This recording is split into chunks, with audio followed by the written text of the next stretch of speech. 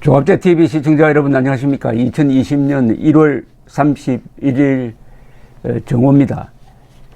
총선을 앞두고 정치 여론 조사에서 상당히 중대한 변화가 나타나고 있습니다.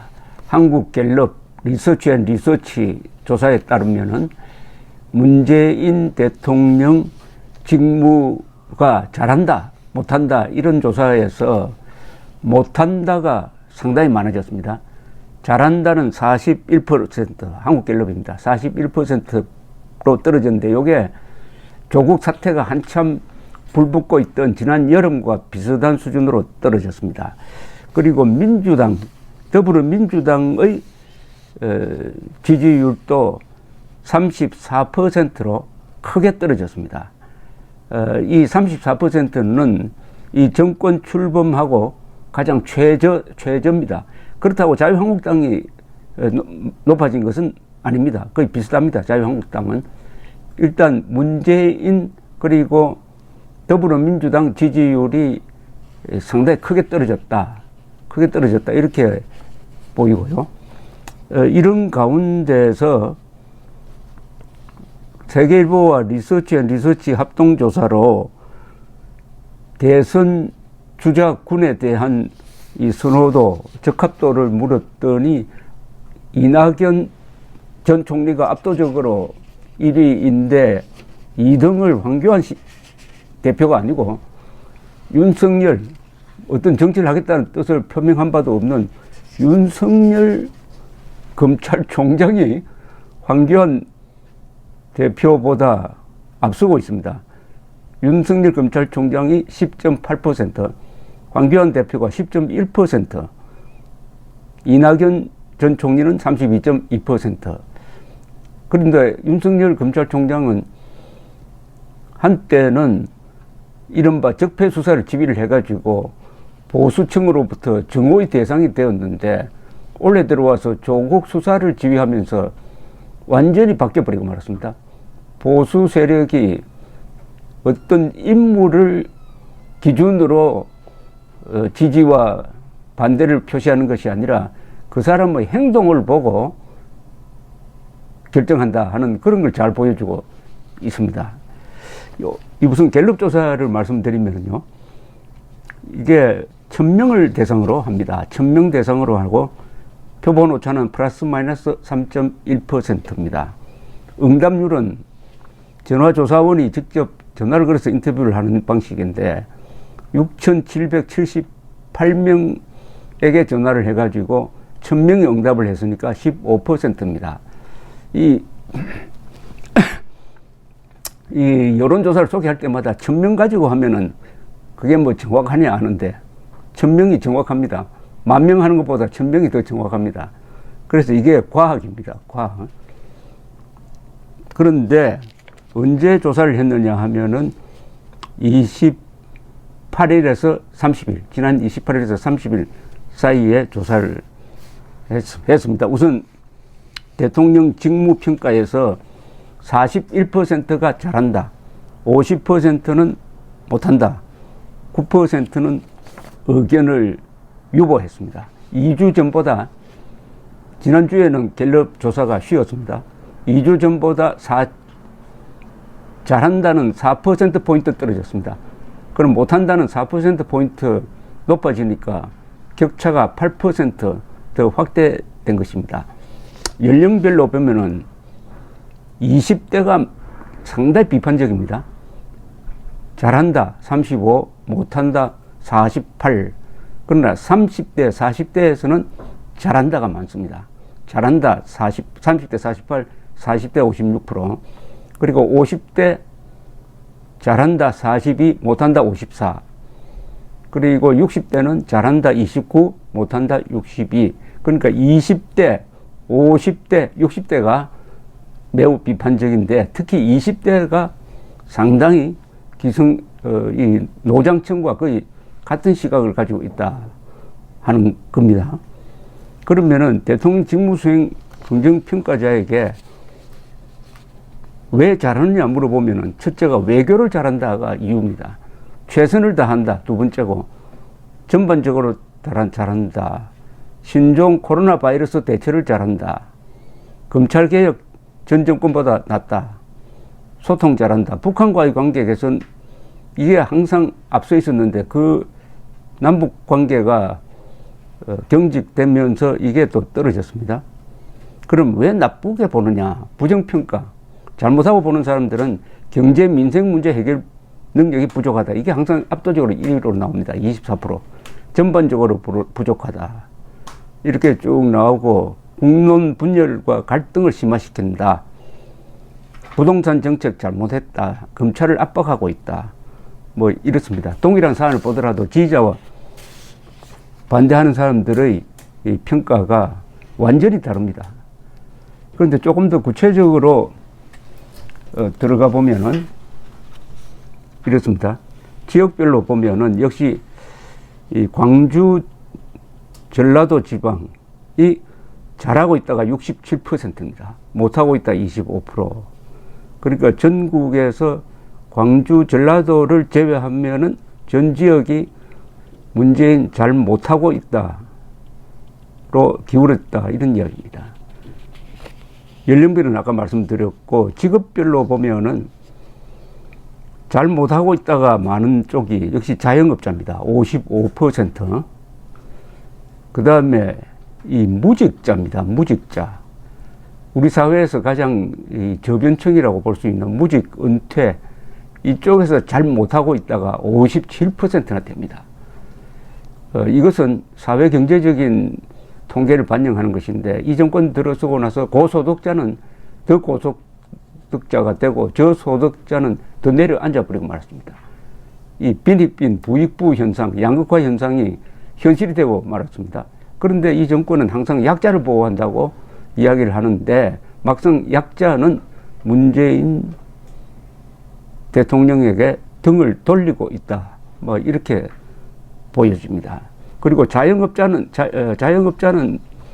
잘못하고 있다가 55%인데, 사무관리직, 즉 화이트 칼라로 분류되는 화이트 칼라는 잘하고 있다가 53%로 완전히 반대입니다.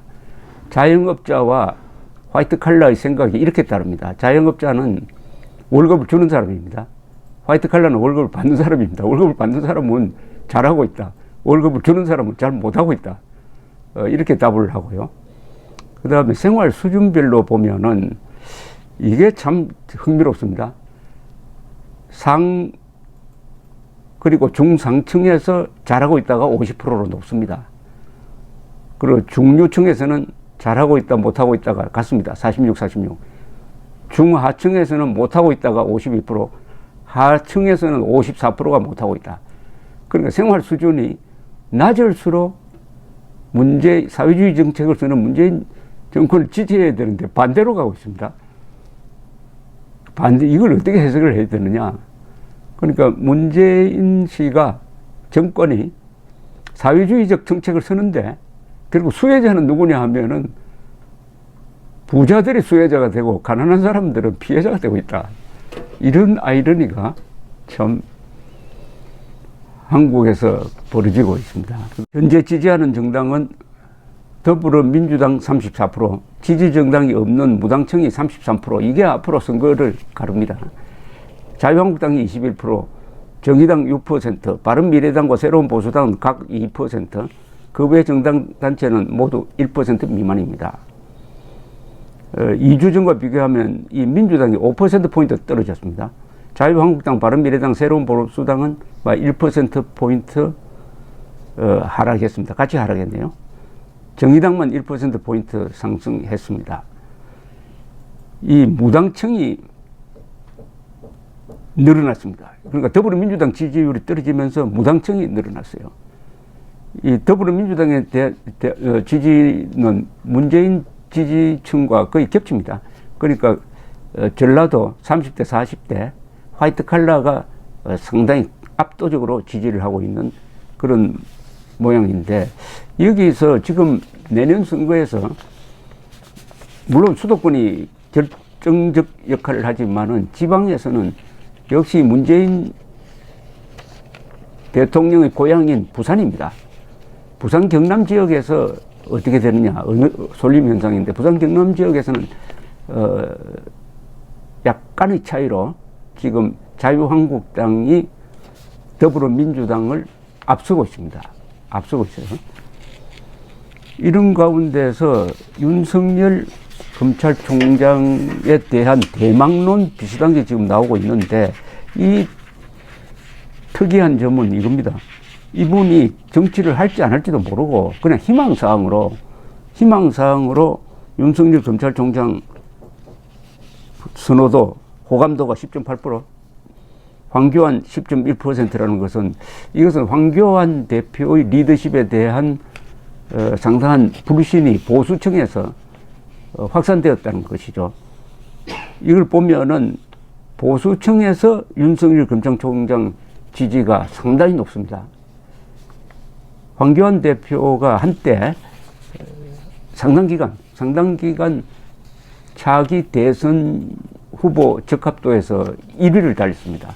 이낙연 총리보다 앞서 있었습니다. 그러다가 작년 후반기를 거치면서 예컨대 패스트 트랙에 걸린 3대 악법을 막지 못했다든지, 이게 유승민과 손잡고 뭐 보수 통합을 논의한다든지 하면서 이 골수 보수층에서 지지를 철회하면서 한때 20%를 달리던 그 적합도가 10%대로 떨어졌고, 그게 실망한 게 이 윤석열 총장 쪽으로 넘어가고 있습니다.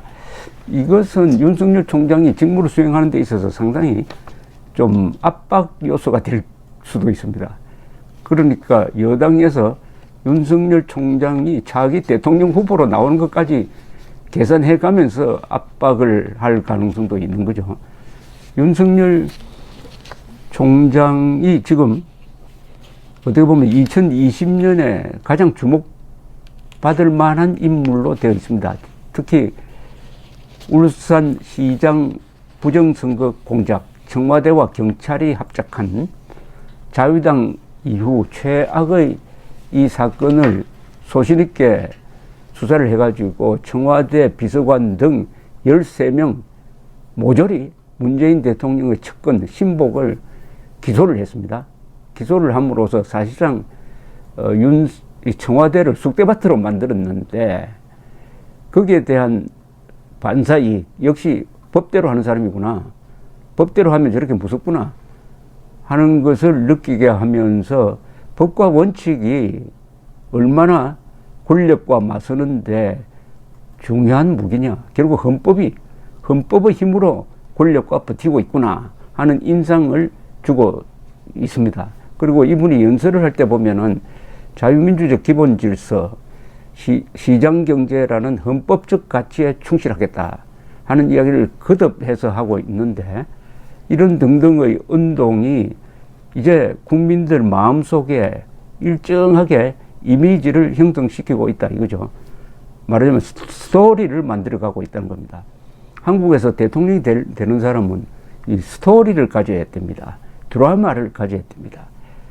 황교안 대표가 부족한 게, 그분이 아주 모범적이고 깔끔하곤 하지만은 드라마와 스토리를 만들지 못했는데, 윤석열 총장은 드라마를 만들고 있고, 어떻게 보면 윤석열 총장을 이렇게 키운 것은 문재인 대통령입니다. 문재인 정권입니다.